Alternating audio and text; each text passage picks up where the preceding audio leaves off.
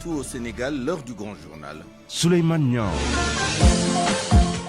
Au sommaire, pas de conseil des ministres ce mercredi. Pourtant, le chef de l'État et le chef du gouvernement sont tous deux au Sénégal. Report de l'élection présidentielle au 15 décembre et prorogation du mandat du chef de l'État. Le Conseil constitutionnel saisi d'un recours en inconstitutionnalité. Nous verrons les chances d'aboutir. Grève des travailleurs des collectivités territoriales, 72 heures à compter de ce mardi. Nous nous sommes rendus à la mairie de Grand Dakar ce matin. Un reportage à suivre. Nous évoquerons également la grève des greffiers et son impact sur le fonctionnement des cours et tribunaux. Et puis le Canada, nouvel Eldorado des migrants réguliers sénégalais. C'est la ruée vers les services consulaires de ce pays. Reportage à suivre également. Et à la mise en onde de cette édition, à Lyounba.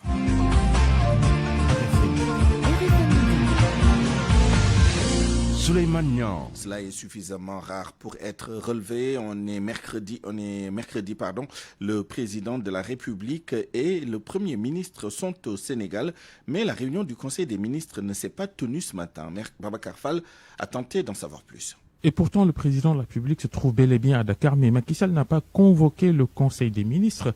Pourquoi ? Aucune raison officielle avancée jusqu'ici.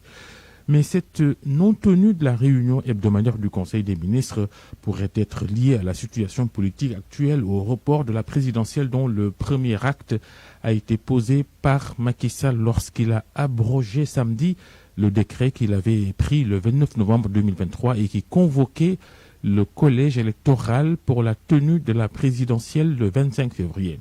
Ce qui n'est pas du goût du Premier ministre Amadou Ba, que Macky Sall avait désigné candidat de la coalition présidentielle à ce scrutin. Les deux hommes sont-ils toujours en odeur de sainteté ? Pas sûr. Et quelles pourraient en être les conséquences ? Amadou Ba, cité dans le scandale de corruption présumé qui frappe le Conseil constitutionnel, le président Macky Sall va-t-il limoger le chef du gouvernement ?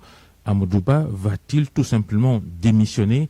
La crise semble déjà installée entre les deux hommes et l'annulation de la réunion du Conseil des ministres de ce jour en est peut-être la preuve. Venons-en justement au report de la présidentielle avec la loi votée dans ce sens à l'Assemblée nationale. Vous le savez, une bonne partie de l'opposition est contre. Elle parle de coup de force institutionnel. Beaucoup sont allés déposer des recours au Conseil constitutionnel. Qui sont les requérants et puis leurs chances d'obtenir gain de cause avec Mohamed Ali Mouba. Premier a déposé un recours contre la loi prorogeant le mandat du président Macky Sall d'un an, Malick Gakou. Dès que la loi a été votée, ce dernier s'est rendu au Conseil constitutionnel pour se plaindre. Suivi en cela, le même jour, par Amadou Ba, le mandataire de Diomaye Faye. On déposé aussi Dr Cheikh Tidiane Dièye ou encore Mambou Yao. Khalifa Sall est attendu dans les prochains jours. Tous donc attaquent la loi en inconstitutionnalité. Mais leur botte secrète, c'est surtout la jurisprudence du Conseil constitutionnel au sujet du mandat. Consulté en 2016 pour réduire son mandat de 7 à 5 ans, les juges du Conseil constitutionnel avaient répondu au président Macky Sall que c'était impossible car le mandat était hors de portée du chef de l'État. Mais cela ne signifie pas pour autant que la partie est gagnée par les requérants. Et pour cause, en matière de contrôle d'une loi constitutionnelle, le Conseil constitutionnel s'est souvent déclaré incompétent. Le report de la présidentielle jugé illégitime et anticonstitutionnel, c'est le point de vue de religieux musulmans. L'amicale des cadres musulmans et la Ligue des imams et prédicateurs invitent l'État à prendre ses responsabilités et à revenir sur sa décision. Elles exigent ces organisations la tenue des élections et surtout une transmission pacifique du pouvoir. Nafissatou Silla.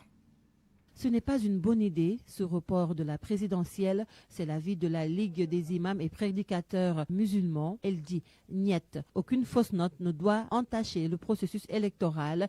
Imam Ismaël Ndiaye, le président, réfute même l'idée d'un dialogue. Et qu'aujourd'hui, on ne peut pas nous parler de dialogue parce qu'il y a rupture de confiance. Il faudrait reprendre le processus. Les juristes l'ont dit, il y a des solutions. Jusqu'en avril 2024, c'est le président qui reste président de la République. Donc il y a des moyens. D'ici le 2 mars qui nous sépare de la fin de son mandat de 30 jours d'organiser des élections et je pense que le président va se ressaisir pour laisser le processus continuer et organiser des élections pour le plus grand bonheur des populations qui veulent s'exprimer, car c'est le seul moyen qui leur permette de respirer dans une démocratie. Et le président ne fera pas moins que ceux qui l'ont précédé. Même position pour l'amicale des cadres musulmans du Sénégal.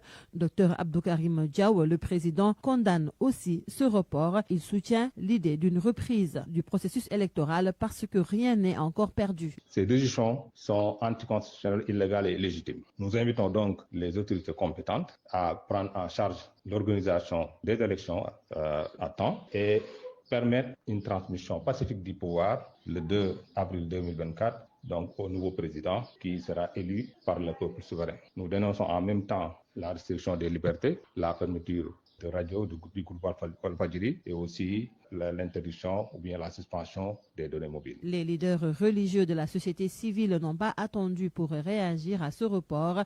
Ils avaient depuis l'année dernière alerté, un appel qui paraît passer dans l'oreille d'un sourd. En tout cas, le report de l'élection présidentielle a entraîné de nombreuses perturbations dans plusieurs secteurs d'activité. C'est le cas de l'événementiel. Plusieurs événements internationaux qui devaient se tenir à Dakar ont été annulés. Les productions cinématographiques ne sont pas en reste. Anna Rocha. Après la pandémie de Covid-19, les événements de mars 2021 et juin 2023, c'est un nouveau coup dur pour les entrepreneurs sénégalais. Un mois de recettes s'envolent, se désole Oumindour. On est en train de revivre la même situation qu'on a vécue au mois de juin. Au mois de juin, juillet, beaucoup d'événements sur lesquels on devait travailler ont été annulés. Donc juin, juillet, août, c'était les vacances. Donc en général, c'est la période morte. On a recommencé à travailler qu'en septembre. Aujourd'hui, on revit la même situation. 2 événements sur lesquels je devais travailler ont été annulés. Entre avant-hier et hier, un des événements devait se tenir hier d'ailleurs. Donc là, moi, c'est quasiment la totalité de mes recettes du mois de février qui s'envolent avec cette situation politique dans laquelle plonge le Sénégal. Le secteur du cinéma n'est pas épargné. De nombreux tournages de films nationaux et internationaux sont suspendus à la stabilité du pays. Amath Niane est le président de l'association des techniciens de l'audiovisuel et du cinéma. On est tous d'accord que le report des élections va impacter négativement sur les productions cinématographiques, que ce soit locales ou internationales. Donc, ce qu'on peut faire, c'est d'être résistant, résilient, continuer à faire notre métier malgré les difficultés qui vont s'imposer à nous. Parce que le tournage doit se passer dans un contexte de sérénité, de calme, de stabilité. Comme vous savez, le Sénégal accueille beaucoup de tournages étrangers. Et si le pays n'est pas stable, on ne peut pas accueillir ces tournages. Le bout du tunnel est encore loin. La tension politique est toujours d'actualité, ce qui risque d'impacter fortement l'économie nationale. Et puis, pour clore ce chapitre, sachez que l'ex-capitaine de gendarmerie, Seydina Omar Touré, le député-maire Cheikh Aliou Bey et 2 responsables de PASTEF et de la coalition Mimi 2024 ont été libérés. Ils avaient été interpellés hier lors d'une caravane organisée par la coalition Diomaye 2024 à Pikine. Malgré le report de l'élection présidentielle au 15 décembre prochain, une partie des candidats ont décidé de battre campagne. RFM. L'info, c'est ici. L'info, c'est ici. Hôpital Roi Baudouin de Guédiawaye, les insuffisants rénaux n'ont pas fait leur séance de dialyse aujourd'hui. Des kits ne sont pas disponibles et la situation dure depuis un mois. L'association des insuffisants rénaux de Guédiawaye tire la sonnette d'alarme et interpelle le ministre de la Santé et le chef de l'État. Cher Ibra Bob, le secrétaire général de l'association avec Awambay. Actuellement, nous sommes confrontés à un problème de matériel et ce problème est récurrent depuis le mois de décembre. Et un dialysé qui ne fait pas la dialyse est en sursis de vie. Maintenant, nous faisons appel au ministre de la Santé. Actuellement, le directeur de l'hôpital ne peut pas régler notre problème. Donc nous faisons appel au président de la République et au ministre de la Santé de régler rapidement ce problème, car les dialysés sont en sursis. Depuis 4 heures du matin, nous sommes là et nous ne pouvons pas faire la dialyse. Et Dieu seul sait si les malades vont tenir jusqu'à demain. Donc, nous faisons un appel solennel au président de la République, au ministre de la Santé, de régler ce problème le plus rapidement possible. Un maire surpris, des usagers désolés et des travailleurs en grève. Tel est le décor ce matin à la mairie de Grand Dakar. L'intersyndicale des travailleurs des collectivités territoriales a décrété un nouveau mot d'ordre de 72 heures. De leur côté, les travailleurs disent qu'ils n'ont pas le choix. Reportage, Seydou Nourouba. Un maire surpris. La grève des travailleurs des collectivités territoriales, ce n'est que ce matin que Jean-Baptiste Diouf dit être informé. Moi, je viens d'arriver, c'est là où j'ai appris qu'ils sont en grève. Tout est fermé. Non, mais la mairie est fermée. Vous avez vu, l'état civil. Voilà, le recouvrement, il n'y a personne. Sur sa moto, ce jeune homme au visage crispé dit toute sa désolation. Il ne pourra pas déposer un document et dont il a urgemment besoin. Moi, ici, on est aujourd'hui à ma plus grande surprise. Ça, je ne savais pas. Je suis venu chercher des extraits pour... C'est malheureux. On en aura besoin dès lundi. Pas déposer ça lundi et récupérer ça lundi. Aide Diop est agent à la mairie de Grand Dakar. Il dit comprendre la désolation des usagers, mais demande à l'État de faire un effort. On exige une augmentation de salaire jusqu'à présent. On l'a pas reçu, donc on est obligé de reprendre la grève. Quand on fait la grève, c'est la grève pour tout le monde. Une grève de 72 heures de l'intersyndicale des travailleurs des collectivités territoriales qui continue d'exiger la revalorisation de leur salaire. Parlons maintenant de la grève du Sud-Just et ses conséquences à Kaolack. L'obtention de certains papiers tels que le casier judiciaire pose problème. Des Kaolackois interrogés par Fatoumbo demandent à l'État d'essayer de trouver un consensus avec les grévistes. Voici sa correspondance. Après plusieurs navettes au tribunal, Seydina Sarr peine toujours à avoir son casier judiciaire. Une situation qui peut lui porter préjudice, souligne l'étudiant qui prépare d'ailleurs un concours. C'est tellement dur quand même. C'est pas facile aussi. Oui. C'est concours en soi. Pour la retenir, ma baille. Pour dire ça, mon casier judiciaire. Sorna Astou, une jeune mère qui est confrontée au même problème. Elle cherche d'ailleurs des papiers pour un travail de ménagère à Dakar. Sorna se désole de cette situation. Je viens de Dakar comme ça pour chercher un casier judiciaire. Mais malheureusement, je ne l'ai pas eu. Et je voulais déposer ces papiers pour avoir un travail de ménagère. Face à ce mouvement d'humeur jugé préoccupant, ces citoyens invitent les greffiers à tenir en compte le calvaire des populations. Vraiment, qu'ils tiennent en compte la population, quoi. Parce que maintenant trop. Depuis des semaines, le Sud-Just est en grève, une situation qui a des conséquences. À Kaolack, Fatoumbo Kaolack, Radio Futur Média. 12h13, nous en venons à la célébration du Magal de Kazu Rajab. Les fidèles ont pris d'assaut le mausolée de Serigne Fallou Mbacké pour se recueillir. De longues files d'attente se dressent devant le mausolée du deuxième khalife de Serigne Touba. Dans ce contexte très tendu dans le pays, les fidèles ont prié pour un Sénégal de paix. Pambay Diaw. Accéder au mausolée de Serigne Fallou Mbacké n'est pas chose aisée. Une longue file devant l'édifice. Mortala Diouf, après avoir passé plus d'un quart d'heure sous les rayons du soleil, a enfin effectué son ziar. Il pousse un ouf de soulagement. Chaque année, c'est comme ça. Avant d'aller au niveau de mon logement, j'effectue d'abord le ziar. Je fais beaucoup de temps dans les rangs, mais c'est pas grave. Une fois entré dans le mausolée de Serigne Fallou, j'oublie toute la fatigue. Je suis vraiment content. Trouvé à côté de la porte réservée aux femmes, ce jeune du nord de Serigne Fallou, accompagné de sa grand-mère, exprime toute joie. C'est Paul.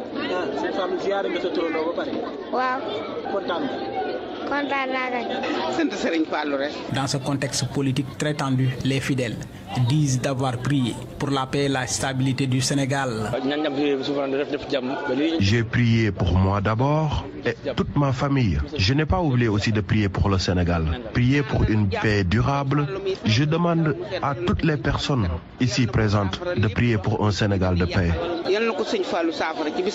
À Touba, les fidèles ont pris d'assaut le mausolée de Serigne Fallou Mbacké pour se recueillir.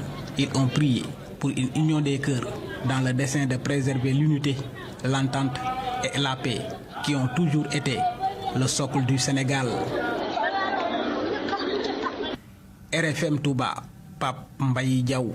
RFM, partout, tout le temps. Tout le temps. Les dépôts de visa pour un voyage au Canada, l'immeuble qui sert de point focal sur l'avenue Cheikh Anta Diop ici à Dakar, pris d'assaut. De nombreux jeunes veulent tenter l'aventure en allant au Canada, soit pour travailler, soit pour poursuivre leurs études. Reportage au Mokalsoumli. Avenue Cheikh Anta Diop. Une longue file d'attente de personnes devant un immeuble attire notre attention. Notre curiosité nous mène juste devant la porte d'entrée pour en savoir davantage. Renseignement pris, c'est ici que les dépôts de visa pour le Canada se font. L'accès est formellement interdit aux journalistes.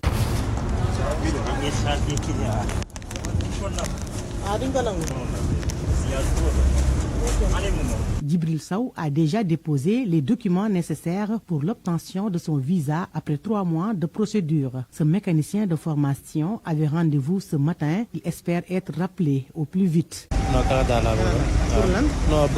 Mon souhait, c'est d'aller travailler au Canada. J'ai déjà fourni tous les documents, l'extrait de naissance, le passeport, le registre de commerce et le compte bancaire. J'ai déjà déposé et là, je croise les doigts. Matardia, lui aussi, est sur les lieux pour un rendez-vous. Il veut se rendre au Canada juste pour faire du tourisme. Le jeune homme se dit très confiant. Les documents fournis, je pense registre de commerce, import-export, carte commerçant aussi. Je pense que ça suffit là. Les frais de dossier, ce n'est pas tellement beaucoup parce que je pense les frais à l'ambassade seulement. Donc ça se passe bien. C'est pour visiter, pour faire le tourisme et revenir en vol. Ils sont nombreux les gens qui veulent tenter l'aventure. Le Canada est au regard de ces jeunes, le nouvel Eldorado.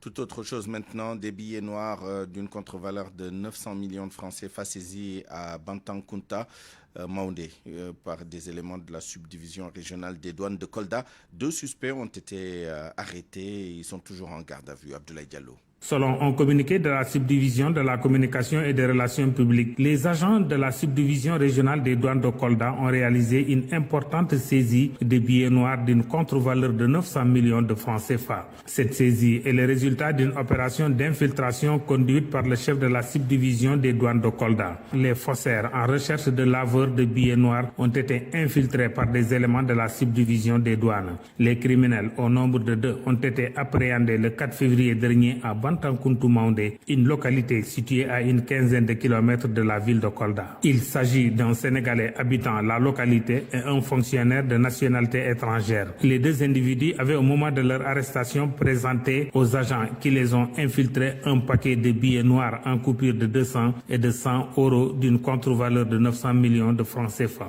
Les prévenus sont en garde à vue en attendant leur déferment devant le parquet de Kolda et l'enquête suit son cours. Selon toujours le même communiqué, l'administration des douanes réaffirme sa détermination à combattre la criminalité transnationale organisée sous toutes ses formes, notamment la criminalité financière. RFM Kolda, Abdoulaye Diallo. RFM. L'actualité internationale. Le journal international avec vous, Georges Déthié Diop. Bonjour. Bonjour, Souleymane. Mali, un premier vol humanitaire est arrivé à Ménaka. À bord des produits pharmaceutiques, 2 autres vols humanitaires sont attendus dans la ville. Ces aides sont fournies par le CICR, le Comité international de la Croix-Rouge.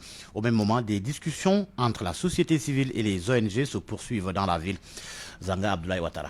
Les médicaments se faisaient rares dans la ville de Ménaka depuis quelques semaines et c'est la suite à l'embargo imposé par des hommes armés depuis le 10 janvier dernier. Les prix de certaines denrées de première nécessité ont explosé alors que d'autres sont introuvables dans la ville. Face à la situation, la société civile de Ménaka a rencontré les autorités administratives. Sidi Barka est le président de la société civile de Ménaka. Il explique les objectifs de la rencontre. On voudrait mettre les points sur les i pour que la population puisse équitablement bénéficier des interventions des ONG dans le cadre de l'urgence. Nous avons des PDI ici, c'est pourquoi nous voulons, avec le gouverneur, rencontrer ses partenaires, échanger, ensemble chercher une solution. Pour le directeur de l'information et des relations publiques de l'armée, l'augmentation du prix des denrées de première nécessité ne peut pas être imputée seulement à la situation sécuritaire. Colonel Souleymane Dambélé, directeur de la DIRPA. Si le Niger est sous embargo, évidemment, évidemment, il y aura des problèmes à approvisionner le marché de Ménaka. Et c'est que les gens oublient.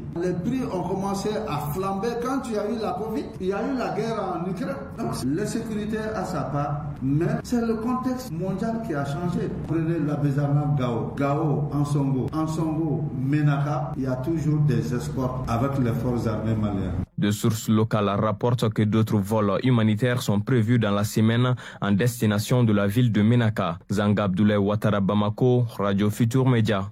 Au Soudan du Sud, plusieurs morts dans des affrontements armés. 18 personnes tuées, dont des militaires. Elles ont été tuées donc dans des attaques armées dans l'ouest du pays. Papa Ibrahim Ndiaye.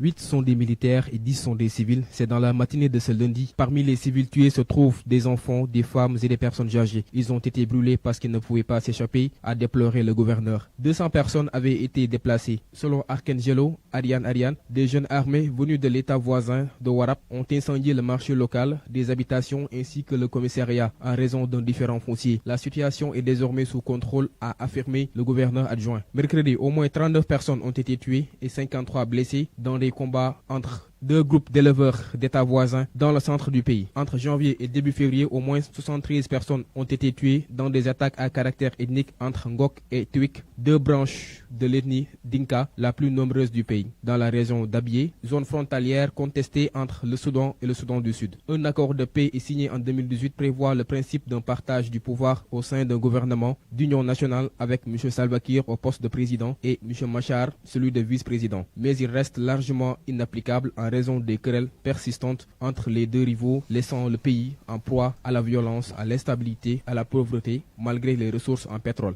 En Guinée, les syndicats ont annoncé hier lors d'une assemblée générale le dépôt d'un préavis de grève générale. Ils demandent la libération du journaliste et syndicaliste Seko Diamal Pendessa en prison depuis 19 jours pour avoir appelé à manifester contre les restrictions qui frappent actuellement Internet et les médias en Guinée. La guerre au Moyen-Orient, le Hamas propose un cessez-le-feu sur 135 jours. Un cessez-le-feu en 3 phases d'une durée de 45 jours chacune et conduisant à la fin de la guerre, selon l'agence Reuters. C'est en réponse à une proposition envoyée la semaine dernière par les médiateurs, par le Qatar et les Égyptiens. Koumba Sandiane Faye.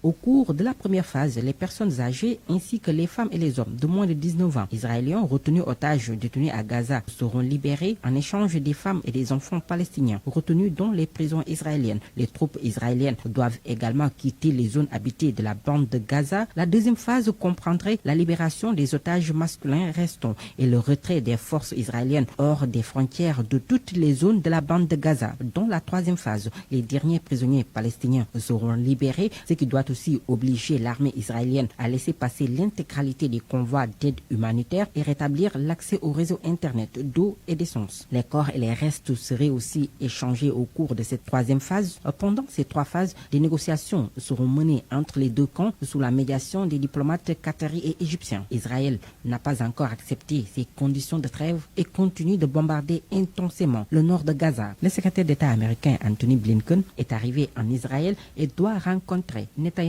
pour discuter de l'accord de paix. En Ukraine, au moins 5 personnes tuées ce matin, dont 4 dans un immeuble résidentiel à Kiev, la capitale. Elles ont été tuées dans une nouvelle attaque aérienne massive de la Russie, selon un journaliste de l'agence France Presse. Le chef de la diplomatie européenne, Josep Borrell, qui est à Kiev depuis hier, a dû se réfugier dans un abri anti-aérien.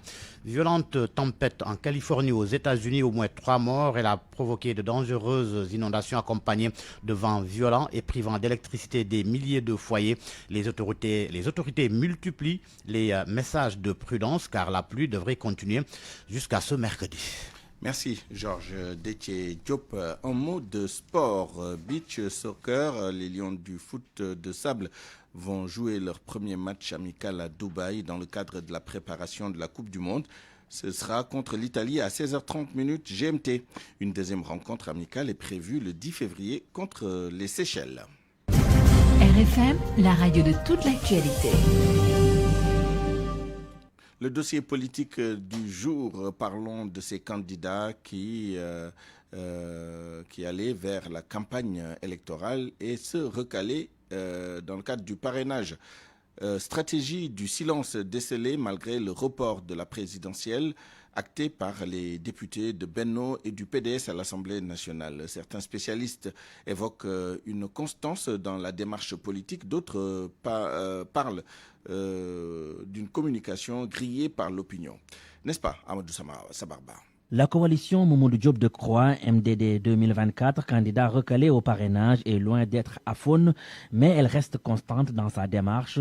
Sagar Diouf, sa mandataire, réclame toujours la participation de son leader dans le processus électoral. Il n'y a aucunement de silence, sans voies et moyens qui puissent permettre qu'il y ait un processus électoral inclusif, transparent. Nous sommes pour. Pas de silence de Decroix, mais l'analyste politique assimile cette stratégie à une gêne vu son compagnonnage avec le fondateur du Parti démocratique sénégalais, Abdoulaye Mbow. Par rapport justement au combat historique qu'il a mené depuis autant de décennies et par rapport à des combats démocratiques, à la défense de la Constitution de manière générale, sous Senghor, passant par Abdoulaye Wade, aujourd'hui, je crois bien qu'il avait ce mot à dire au moment où véritablement le débat était suscité, le débat était soulevé. Donc de ce point de vue, on attend de voir quelle sera sa prochaine réaction. Le candidat Idrissa Seck semble être grillé dans sa communication. L'analyste politique rappelle que l'ancien premier ministre sous Wade est content de la gestion de Macky Sall. Je crois bien qu'il a reçu beaucoup de balles, mais personne ne lui a tiré dessus, lui-même s'est tiré dessus. Maintenant, s'il ne dit rien, c'est parce qu'il consent.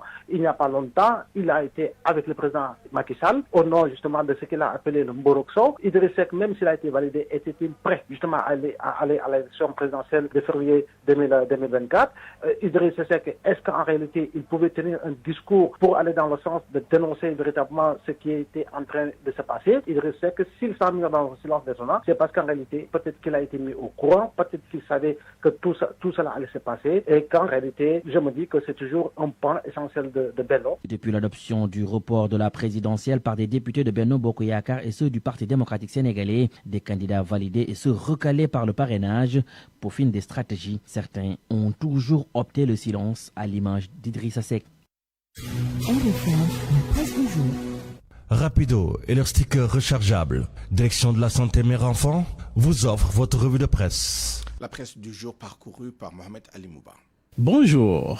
La pression s'accentue sur Macky Sall au lendemain du vote prolongeant son mandat. Au lendemain donc du vote de la loi portant report de la présidentielle au 15 décembre prochain, le Front anti-report affûte ses armes et il s'élargit même. La société civile sénégalaise tout d'abord qui monte au créneau. Selon enquête, elle prévoit d'organiser des rassemblements pacifiques pour dénoncer la prolongation du mandat du président Macky Sall. Elle mène des consultations auprès des syndicats et des associations pour créer des synergies de lutte, campagne digitale, port de brassard rouge, grève générale, etc. La communauté internationale s'inquiète de son côté et alerte. La CEDEAO demande le rétablissement du calendrier électoral. Le département d'État des États-Unis préoccupé, le sénateur préoccupé. Eva-Marie Kolsek a jeté l'éponge. Madio Biteye exprime son désaccord. Le Forum civil dénonce une agression contre la Constitution, tout comme la gauche sénégalaise qui se désolidarise. C'est que pour le journal Les Échos, le front anti-report s'élargit et se densifie. Du côté de la presse sénégalaise, c'est remue-ménage aussi pour la défense de la liberté médiatique contre le retrait de la licence de Walfadjri et la coupure de Internet mobile. La presse en ordre de bataille relève Sud Quotidien. Journée sans presse éditoriale commun, rencontre avec les organisations de la société civile, saisine du président de la République, veillée nocturne devant les locaux de Walfadjri. Le monstre est cerné, écrit Walf Quotidien. Ex-Pastef lui estime que le report de la présidentielle est de nul effet. Les opposants étaient dans la rue pour faire campagne. Ils ont été bloqués. L'heure est aux barricades. Bicheron du coup le quotidien. 3 députés de ce parti dissous interpellés. Guy-Marius Sagna, Abbas Fall, capitaine Touré, Aliou Bey retenu durant plusieurs heures. Guy-Marius et Abbas Fall libérés après minuit. Aliou Bey et capitaine Touré étaient toujours au commissariat de Guédiawaye au moment où le journal mettait sous presse. Ils sont en garde à vue. Des échauffourées enregistrées aux Parcelles Assainies, à Pékin, Kermbaïfal, etc. Sur ça parle de campagne vinaigrée, mais au-delà de cette lutte politique, qu'est-ce que l'opposition peut faire pour faire respecter le calendrier républicain? Dr Abdou Aziz Diop, juriste de formation et membre de Yewwi Askan Wi, exploite une piste à se battre selon lui pour pousser le Conseil constitutionnel à annuler le report. Maître Ciré Clédor Ly, avocat à la Cour et défenseur d'Ousmane Sonko, soutient dans le même journal Vox Populi que tout peut être sauvé. Le mal conjugué assurer la présidentielle retenue dans les 35 prochains jours avant le 2 avril qui correspond à la fin du mandat de l'actuel président de la République. Mais le PDS et Benno Bokk Yakaar ne l'entendent pas vraisemblablement de cette oreille. Dans le même journal, la formation libérale demande d'ailleurs la dissolution du Conseil constitutionnel et la mise en place d'une cour constitutionnelle renforcée, plus indépendante. Dans le journal Enquête, Benno Bokk Yakaar assume le vote de la loi portant un report de la présidentielle. À la une du journal Les Échos, Abdoumbo monte au front et défend les bien fondés de la loi. C'est lui, le président du groupe parlementaire de la majorité. Il dit que c'est l'application de l'article 31 qui a été neutralisé. Cela a eu lieu en 1962 et en 2007. C'est défendu. Selon lui, nous restons toujours dans l'année électorale. La présidentielle a juste été décalée. On retrouve les mêmes justifications dans le journal Le Soleil. Sport pour boucler CAN 2023. Les demi-finales, c'est aujourd'hui Nigeria, Afrique du Sud, Côte d'Ivoire, RDC pour Sud Quotidien. Les 4 équipes sont chacune en ce qui la concerne en quête d'une place en finale. Stade Quotidien fait focus sur la défaite du Sénégal face à la Côte d'Ivoire, la gestion des joueurs et les remplaçants. Et si les Sénégalais avaient raison sur Aliou Cissé, se demande le journal. À lire en page intérieure. Bonne nuit à tous. Rapido et leur sticker rechargeable. Direction de la santé mère-enfant vous ont offert votre revue de presse. C'est la fin de cette édition à 12h31. Je vous remercie de l'avoir suivi. Merci à toute l'équipe qui l'a préparé et réalisé. À la rédaction en chef El Hadj Ndiogoudjen, chef d'édition Awambaï avec Mamas Toukan, à la mise en onde Aliounba, Maïsambay, au digital, à la production Abdou Thiam. À 13h, vous avez rendez-vous avec Barthélémy Ngom pour le grand journal en Wolof. Dans un instant, le journal de la CAN à la présentation Soda Thiam. Excellente suite des programmes sur la RFM. Au revoir.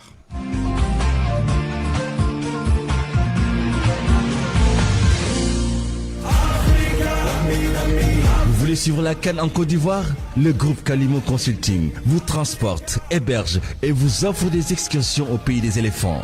Groupe Kalimo Consulting, contact 77 240 37 44, 77 240 37 44.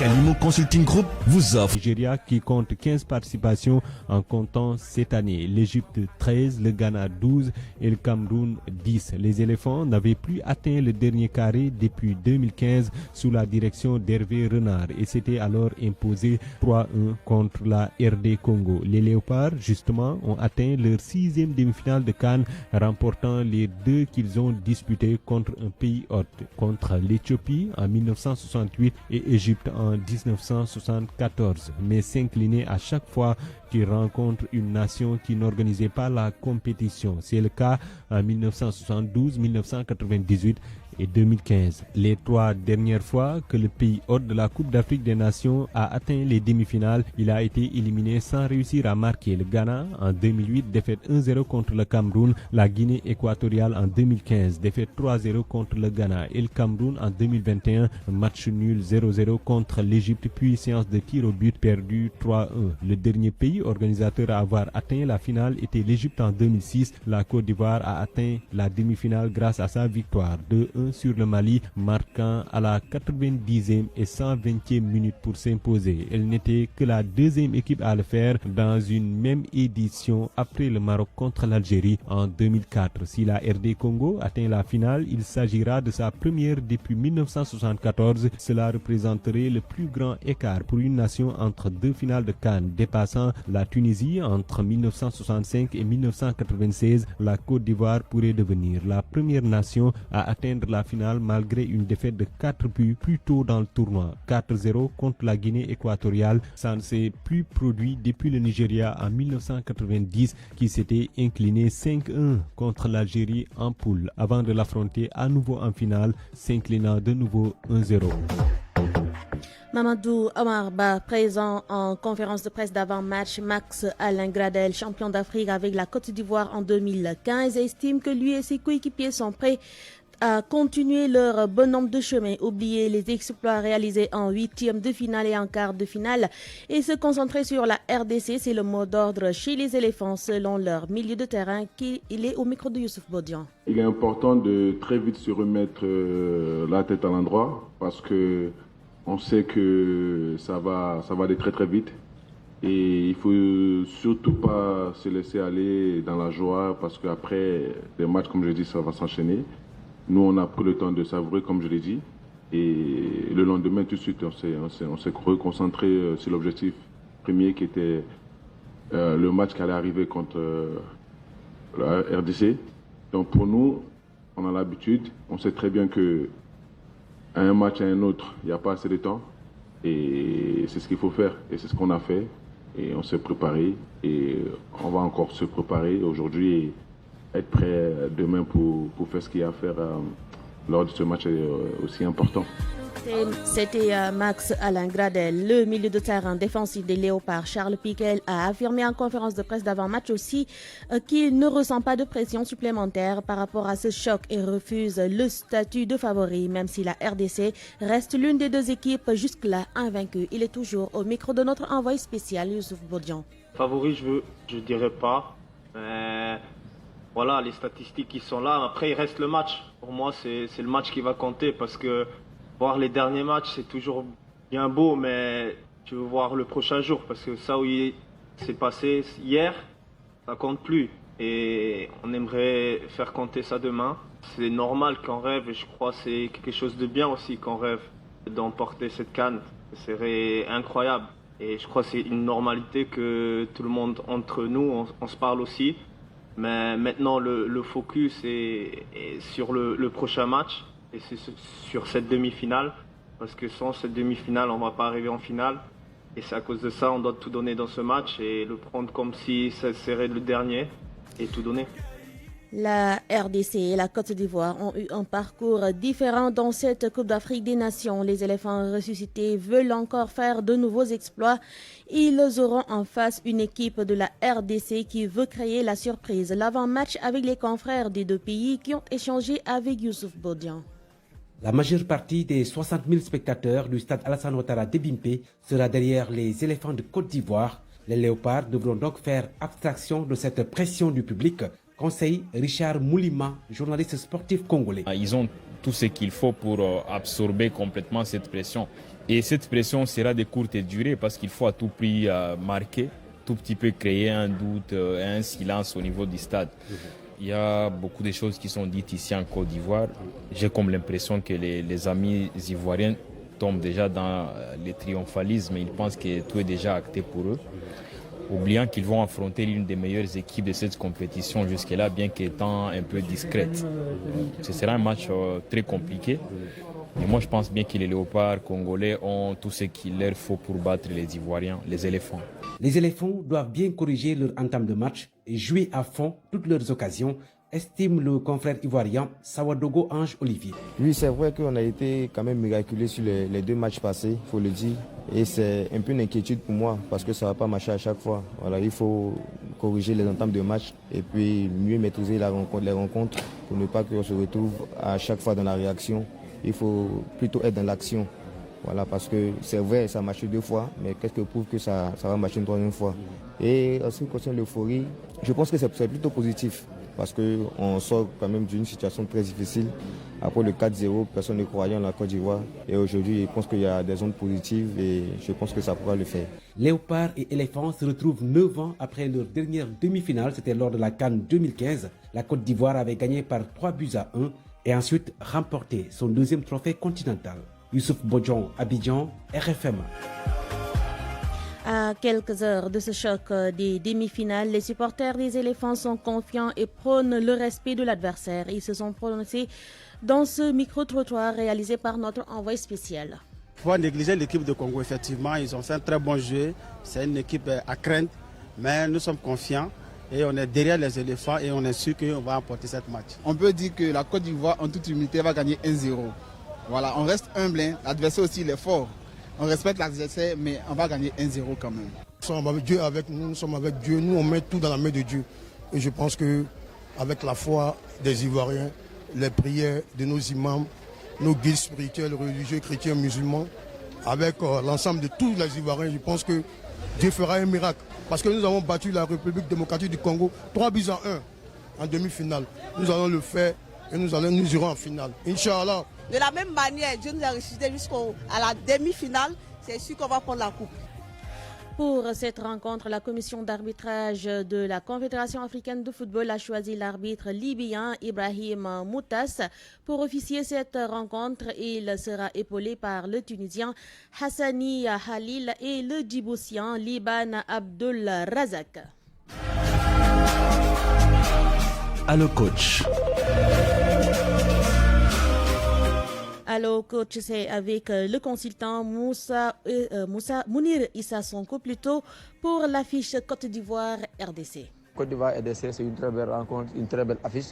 Une équipe de RDC quand même qui au fil du tournoi a monté un visage reluisant, osons le dire, avec un jeu léché, porté vers l'avant, un jeu qui est basé sur la possession, mais aussi une équipe quand même qui, chaque match, a eu encaissé. C'est une équipe qui prend au minimum un but à chaque match depuis le début de ce tournoi. Maintenant, à partir de ce moment où la Côte d'Ivoire évolue à domicile, cette équipe ivoirienne aussi qui a été miraculée, qui a été ressuscitée et qui est là quand même tant bien que mal. Deux visages carrément différents face au Sénégal où ils ont été dominants, face au Mali où ils se sont réinventés, où ils sont adaptés. MS Faye, le travail qu'il a eu à faire n'est pas seulement dans la redistribution des cartes, mais plutôt dans l'aspect psychologique, dans la préparation mentale. On s'attend à un match quand même assez ouvert, dans la mesure où l'une va venir de jouer et l'autre va se dire que j'ai une chance d'être là, j'ai une chance de revenir à Epimbe et à partir de ce moment il faut saisir cette occasion. Le public d'Epimbe aussi est quelque chose à tenir en compte. Un grand stade de 60 000 places acquis à la cause des Ivoiriens est un couteau à double tranchant à mon avis. Autant ce public peut être un facteur déterminant qui va transcender cette équipe ivoirienne et les pousser à la victoire, autant il peut être un lourd fardeau qui va poser sur les épaules des Ivoiriens.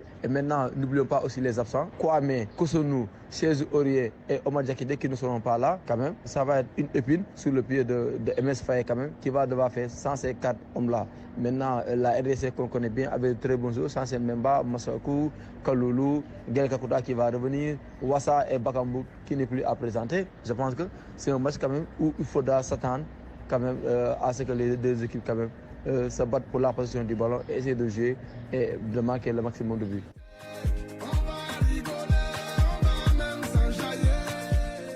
À présent donc l'affiche de la première demi-finale, ce sera entre le Nigeria et l'Afrique du Sud au stade de la paix de Bouaké à 17h pour le compte donc, comme je l'ai dit tout à l'heure, de la première demi-finale. Les Super Eagles, parmi les favoris de cette CAN, sont invaincus. En face, il y aura une équipe des Bafana qui a déjoué les pronostics en sortant des favoris tels que le Maroc. À quel genre de match peut-on s'attendre?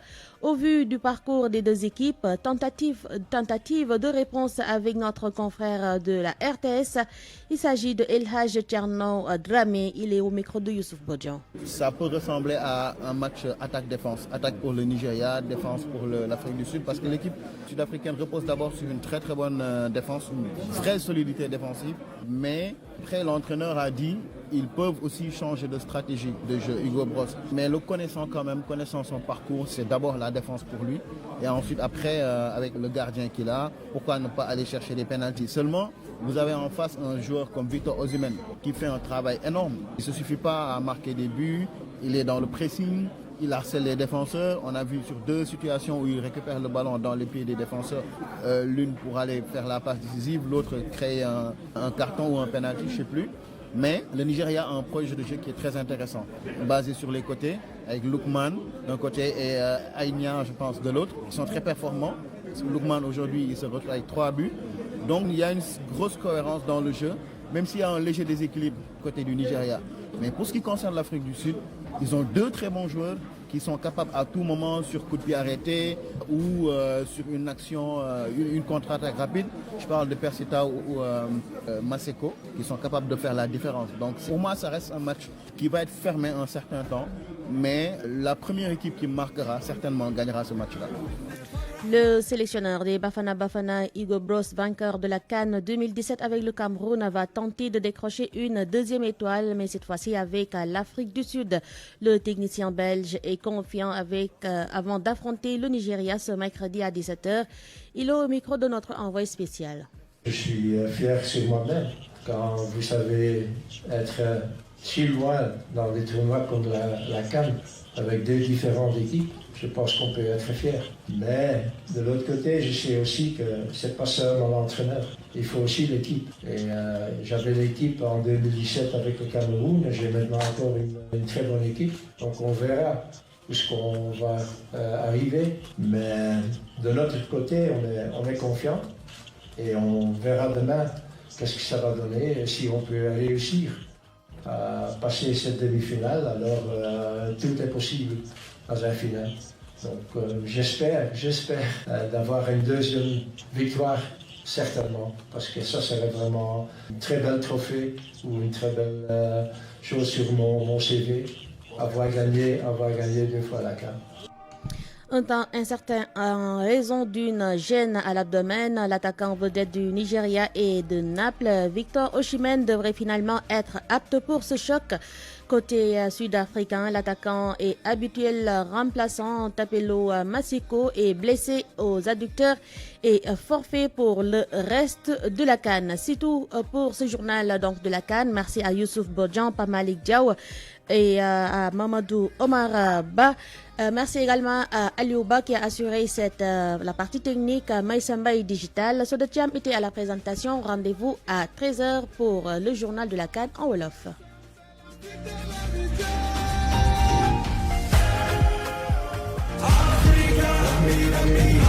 Vous voulez suivre la CAN en Côte d'Ivoire? Le groupe Kalimo Consulting vous transporte, héberge et vous offre des excursions au pays des éléphants. Groupe Kalimo Consulting, contact 77 240 37 44, 77 240 37 44. Kalimo Consulting Group vous a offert le journal de la CAN. Rapido vous offre son sticker rechargeable. Rendez-vous dans nos espaces clients de Cameroun, de Rufisque et de Touglou pour vous le procurer gratuitement. Fini le badge mal placé ou égaré. Votre passage en voie est plus rapide.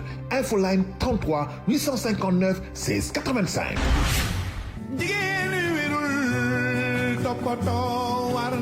Pour mon bien-être et celui de mon bébé, je respecte les 8 consultations prénatales et les 3 consultations après l'accouchement.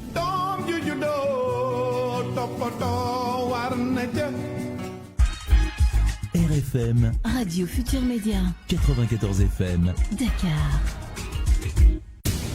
Publicité sur RFM.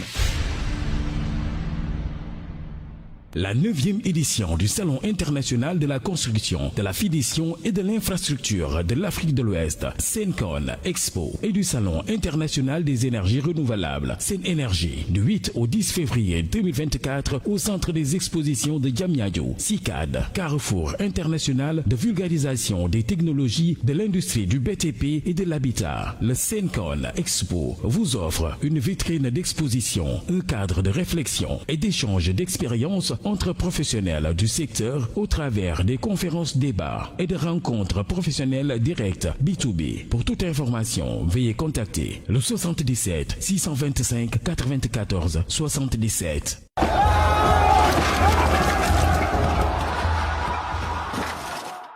bi ma dalee liggéey ci station bi dafa ñaar fukki at mais si doon sant yàlla bu baax ñi jëf-jëf ji nag yaakaar nañu ni station bi rek la ñu yàq waaye njabootu lëmb nañu sànq. ci manifestation yu mujj yi yàq nañu lu tolloog juróom benn fukk ak benn station juróom ñeenti téeméer ak ñeent fukk ak juróomi nit ñàkk nañ ci seen liggéey lu ëpp ñeenti junni doomu aadama loru nañ ci gannaaw yàq la ñàkk. Ceci est un message des distributeurs de produits pétroliers du Sénégal. RFM, RFM, RFM, ba abadan. RFM, RFM, ba abadan. RFM, RFM. Bonjour à tous, Fatimo est de retour pour du Coffee Time. Coffee Time, c'est du lundi au jeudi de 14h à 15h. Attention, le mercredi, ce sera People Time. Laissez-vous bercer par ma voix tous les jours, du lundi au jeudi de 14h à 15h dans Coffee Time.